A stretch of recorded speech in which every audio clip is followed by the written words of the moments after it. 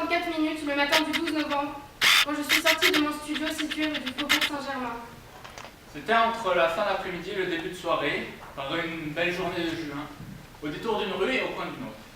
Les 6 minutes de retard qu'accusait déjà ma montre allaient être responsable du tournant plutôt cocasse de cette journée automnale, qui s'annonçait pourtant des plus classiques. J'étais un peu en avance pour une fois, petite fantaisie dans un quotidien loin d'être fantasque. Ces quelques instants en plus me semblaient comme un accident en cours du temps, comme le trébuchement d'une aiguille, comme un souffle au cœur d'une montre, un faux raccord dans le fil de ma vie. 6 minutes, ce n'est rien, me direz-vous. Je ne suis plus d'accord. Rien n'est rien. Pas même 6 minutes. 6 minutes, soit 360 secondes, c'est 360 possibilités pour que tout bascule, ou que tout se bouscule. 6 minutes, c'est suffisant pour louper son bus. Et je vous le donne en mille, j'ai loupé mon bus ce matin du 12 novembre. Quand je me suis rendu compte que j'étais en avance, une question s'est immédiatement posée à moi. Que faire de ce temps presque superflu et pourtant si limité? Un peu de tout sans doute, mais aussi quasiment rien.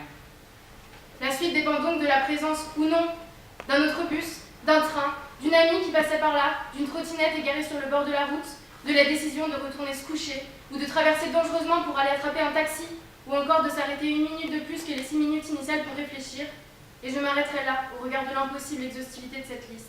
Car peu importe l'avance que j'avais sur le temps, il allait inexorablement me rattraper et me remettre sur la route de la routine, sur les rails du train-train. Peu importe ce que je décidais de faire à cet instant, à la fin, le résultat serait le même.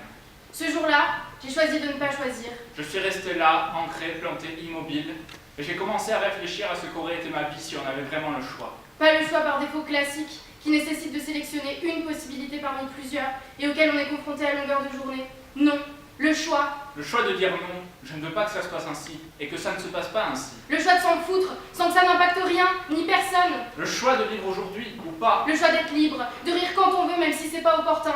Le choix de faire changer les gens, les idées, le temps.